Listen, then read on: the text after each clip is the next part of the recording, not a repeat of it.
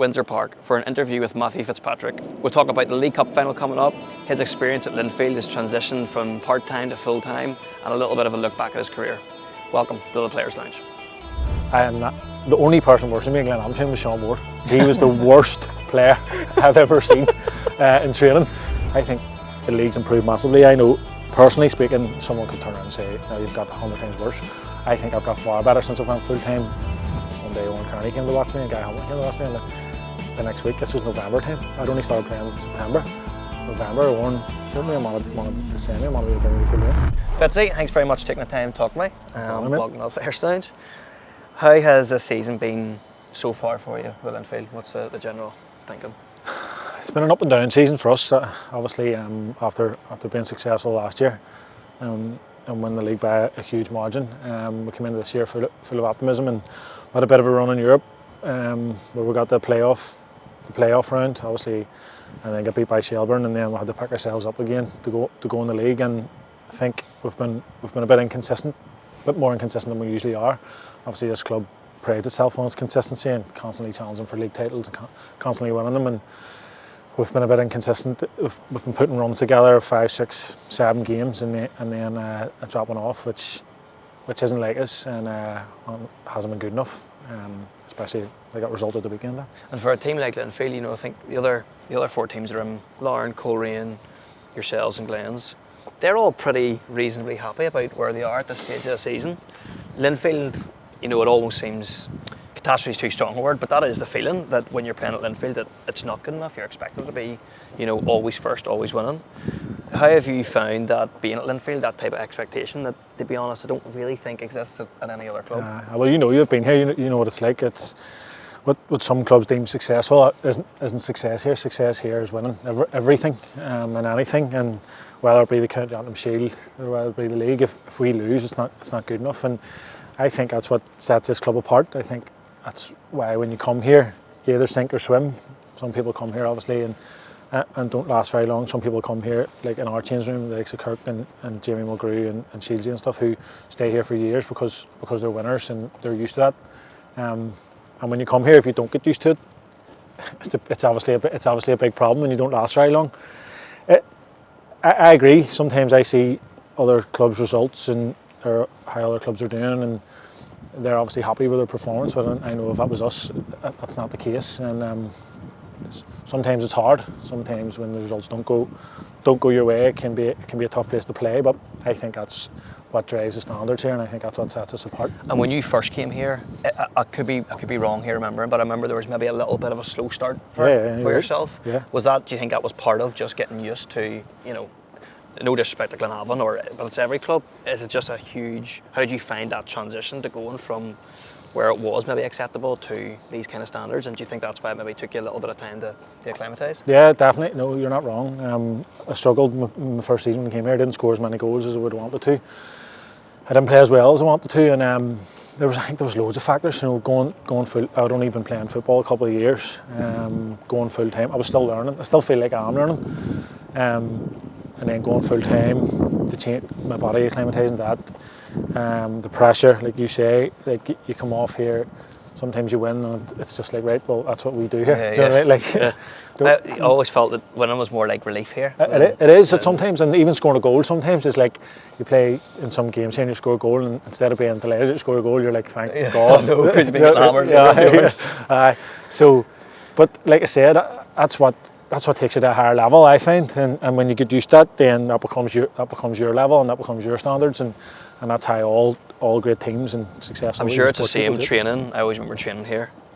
Training is like a match. And to be fair, I was different. I would come up from being young, so I was coming from like reserve training to, I remember sitting in the car after training going, I gave a ball away 3 times there and they got the head chewed off me. But then as I went on and played for different clubs, nowhere else has the standards like that here.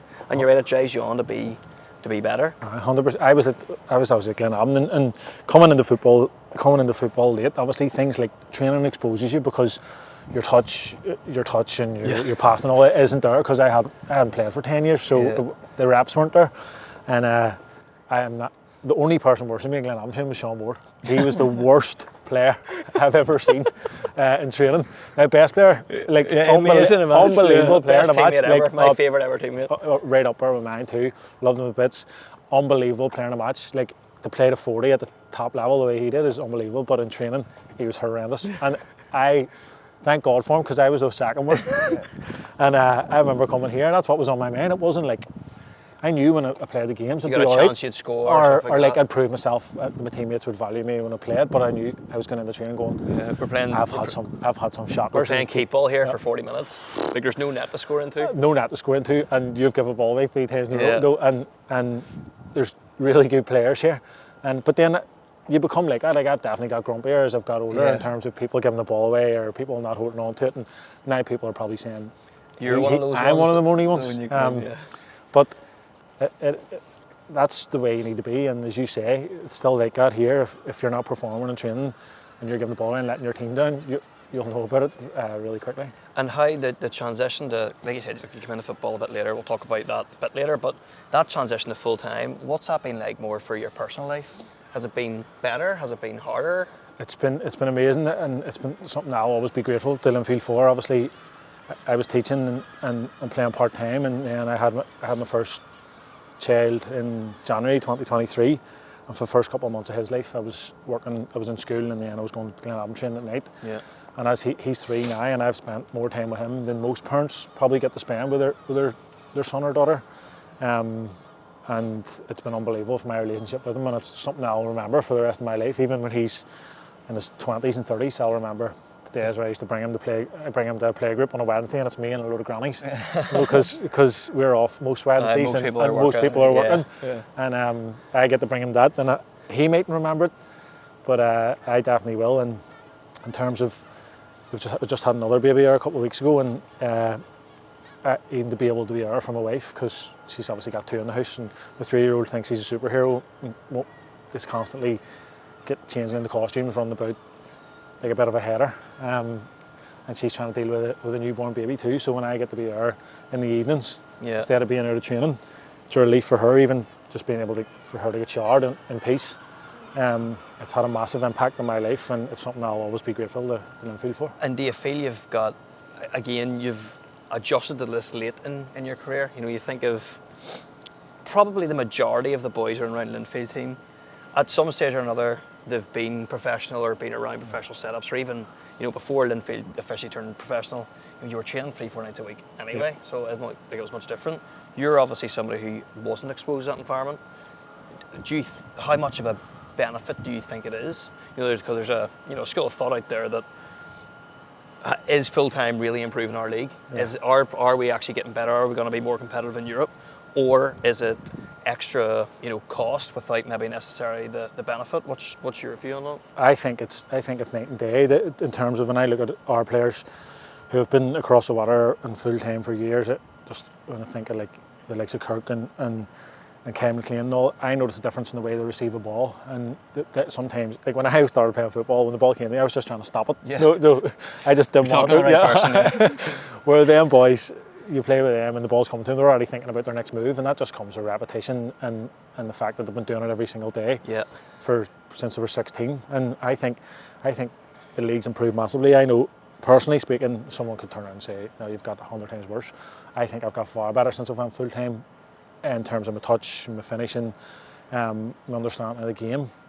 And all it is, it's the same with kids, all it is repetition. Doing it every single day instead of go from doing it 2 hours a week to probably, I don't know what you would average. But when you're doing it every day, it definitely comes easier to you. And even in the landscape of the league, we have players now in our team from Scotland, from England. Alex has come over from Tenerife. So you're getting good players from higher levels, and the league didn't have for years. So I think it's adding to the league, and I think the league's now a more attractive place to come. Again, when I was at Welders, when manager Paul Key came in, every training session was a match. And for the first 4 weeks, we were going, what is going on? Like, you're busted on a Wednesday. But then see when you went into a match, like you said, the repetition of it, because you've been used to playing in the matches during training, you actually ended up being, the games were actually easier than training, and that's just what I remember about Linfield as well, is because the training's so intensely. It's easier when you get the matches. Looking back when you were at Glenavon, do you still kind of look out for Glenavon? They obviously have had a bit of a rough start, but then are looking like they're kind of climbing their way back. Are you hoping to stay up? Do you still have connections there? Do you still speak to? I would love Glenavon to stay up. It was an unbelievable club. I loved it, and it was the best move ever made. Guy Hamilton was amazing with me. The club were amazing with me. And even when it came to coming here, they didn't stand them away. Obviously, there was a fee involved, and they negotiated a fee that suited them, but they didn't. Yeah. They didn't play hardball. And I still love going back. I still have friends there. Some of my best friends I've met in football, like Colin Burney and Peter Campbell, obviously played there, and even now, the staff, Mick O'Connor and Doyler and Fergie, are back there, and I think really highly of them. I would love them to stay up, and I think Mick's going to be a brilliant manager. Obviously, it's his first real job in management, and I think he's doing really well already. I think he will be brilliant, given the time, and I would love them to stay up. They're a great club, and they're an Irish League club. They shouldn't be down there. I genuinely think that they will stay up because they've got a bit of momentum and they're playing well. We played them a couple of weeks ago, and although we beat them, they're a good side and they've got some top players, so it'd be great to see them stay. And Glenavon's probably where most people started to hear of yourself. For those that don't know, why did you start football so late, and why did you kind of break in so late? I was playing. Well, I played football when I was younger, when I was a teenager and stuff in school. But I wasn't that good. I actually played right back and centre back, I preferred playing Gaelic and I was better at it. So I played Gaelic from 17 or 18 in Antrim up until about 25. And you know Steve McAlorn? Do you play with him? Yeah, I didn't play with him. He was managing a team called Belfast Celtic, just a local team, and he asked me to come and play when the Gaelic season was over, and I was a bit like wondering why. But I went and did it, and I played 8 or 9 games. He played me up front, and then one day Owen Kearney came to watch me, and Guy Hamilton came to watch me, and the next week, this was November time. I'd only started playing September. November, Owen told me I wanted to send me, wanted me to bring me to Coleraine. So I went, and then the rest is history. And you prefer Gaelic to football? No, I prefer football now. It's my livelihood, and I love it here. And this is playing for Linfield's an unbelievable club. I miss it sometimes, but the life that the football's giving me at the minute is amazing, and I love playing football. Coming here and being able to win titles and playing Europe and stuff is amazing. I'm glad I had the experience of obviously playing with Antrim and playing Gaelic, but I definitely wouldn't change it. And would it be something, I don't know, did you play both when you were at Coleraine on? Because remember Skinner used to... Skinner was there. I played both. I would have played for my club, St John's, when I was playing with Coleraine and playing for Glenavon. And then I broke my thumb one day, and I remember Gary Hamilton saying to me, every match you miss, you're not getting paid. So the thumb was strapped up, that was straight back on. But after that, then I came here, and I haven't played since I came here. So like, looking ahead then, obviously you've got the cup final coming up. Trophies are so important to this club. You know, if you finish a season with just a League Cup, it still probably wouldn't be enough for Linfield fans, but you know, what is the mindset from yourself on the team as you're kind of going towards the League Cup final? No, you're right. We were in the League Cup final a couple of years ago against Portadown, and we won it, and it was the only thing we won that year, and it was a disappointing season. We want to win everything, you know what it's like here. But it's a trophy at the end of the day, and it's a big trophy, and it's got bigger. Nif have done a great job with the League Cup. I think it's one of the highlights of the calendar now.